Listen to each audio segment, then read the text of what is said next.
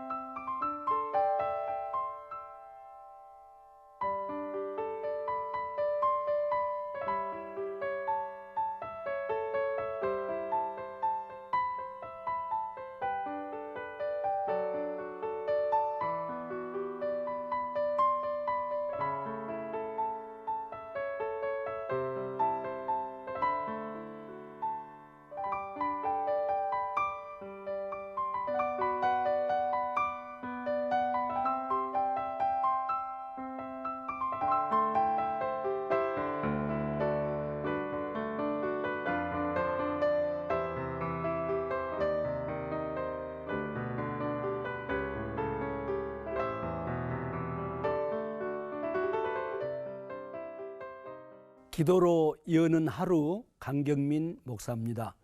오늘은 열왕기상 3장 5절 9절 말씀을 중심으로 아들 솔로몬이 본 아버지 다윗, 이런 제목으로 은혜를 나누고자 합니다.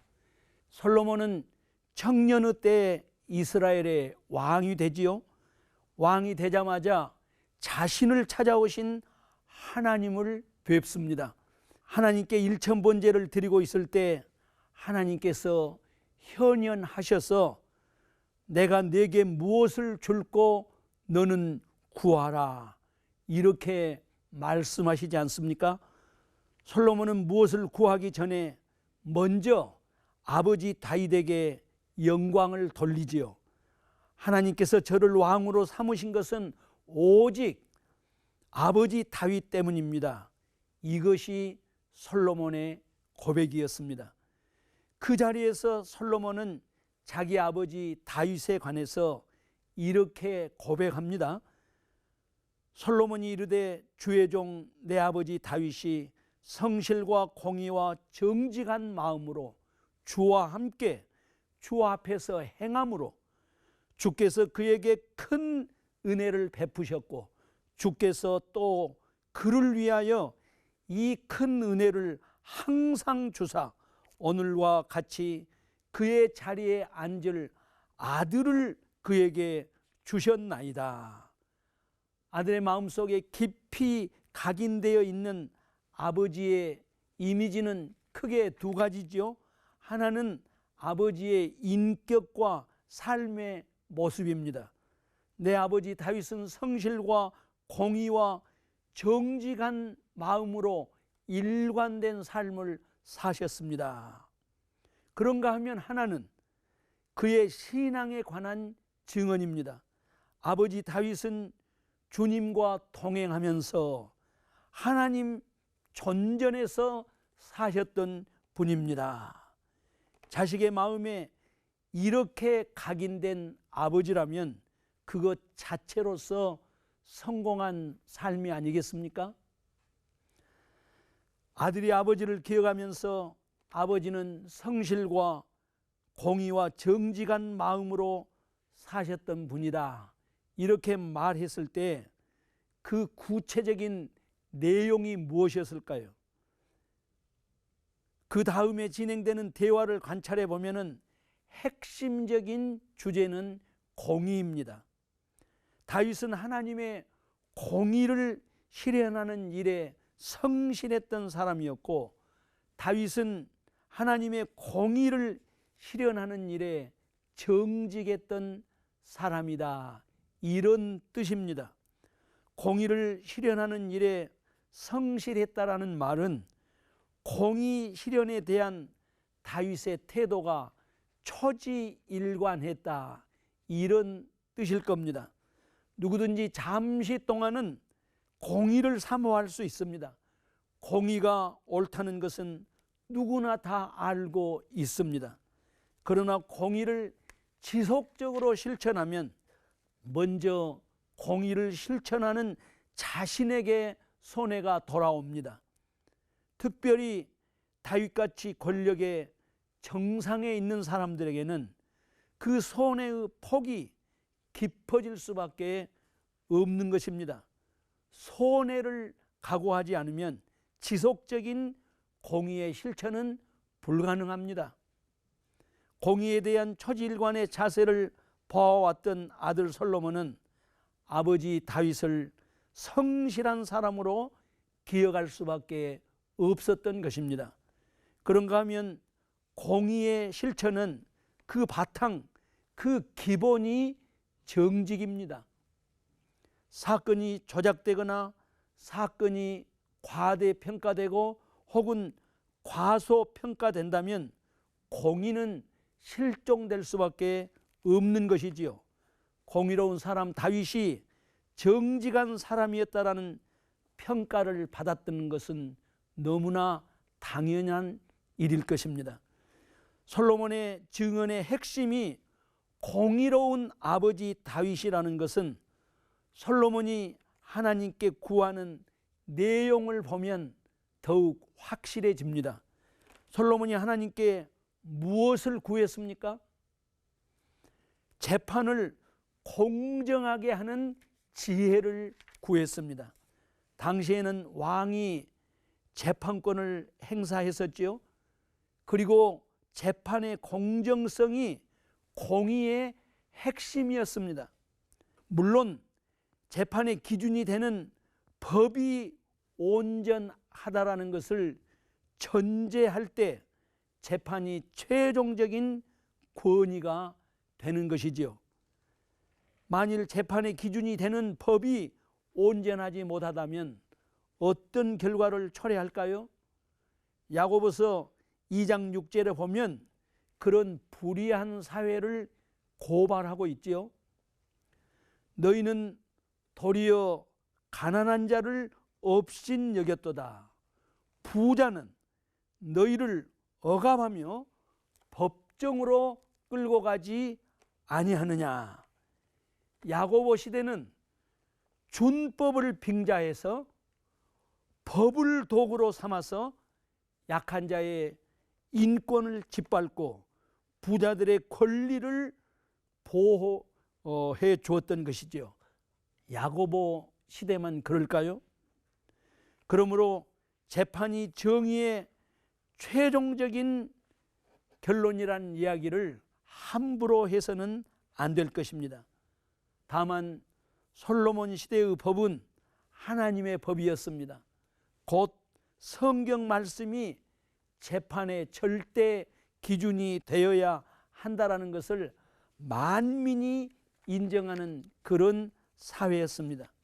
그럼에도 불구하고 먼저는 하나님의 법도를 정확하게 이해할 뿐만 아니라 백성들의 진실을 정확하게 파악해서 실체적 진실을 찾아내는 것은 여전히 재판관의 몫이었습니다. 그리고 그 사회의 최종적인 재판관은 왕이었습니다. 그래서 젊은 왕 솔로몬의 기도는 간절할 수밖에 없었지요. 나의 하나님 여호와여, 주께서 종으로 종의 아버지 다윗을 대신하여 왕이 되게 하셨사오나 종은 작은 아이라 출입할 줄을 알지 못하나이다. 누가 주의 이 많은 백성을 재판할 수 있사오리이까?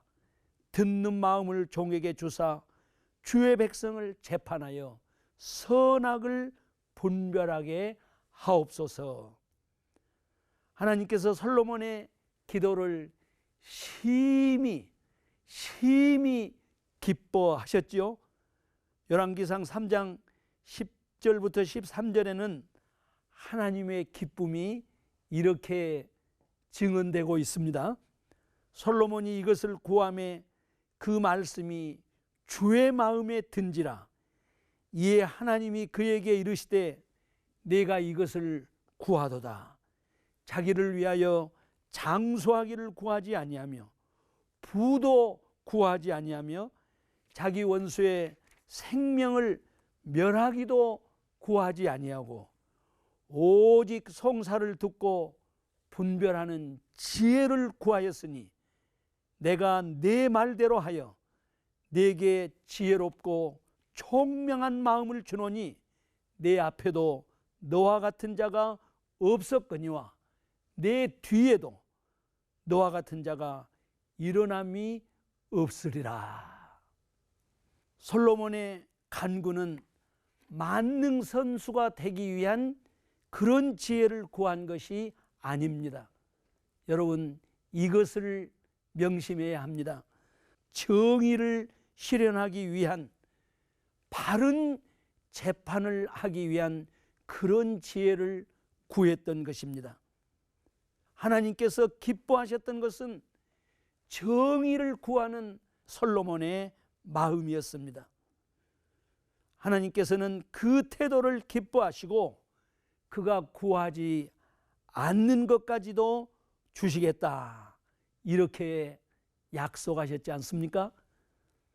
이와 같은 하나님의 그 깊은 뜻을 우리 주님께서는 마태복음 6장 33절에서 아주 간단하게 요약해 주셨지요.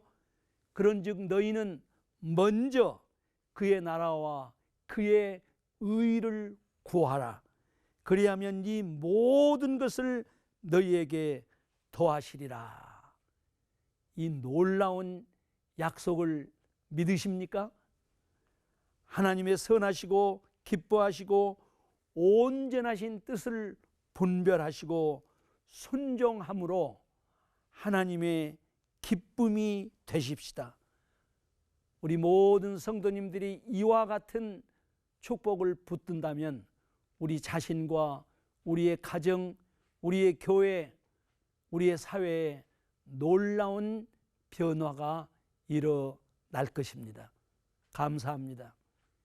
이제 주신 말씀 생각하면서 또 우리 각자가 함께 기도하는 시간을 갖겠습니다.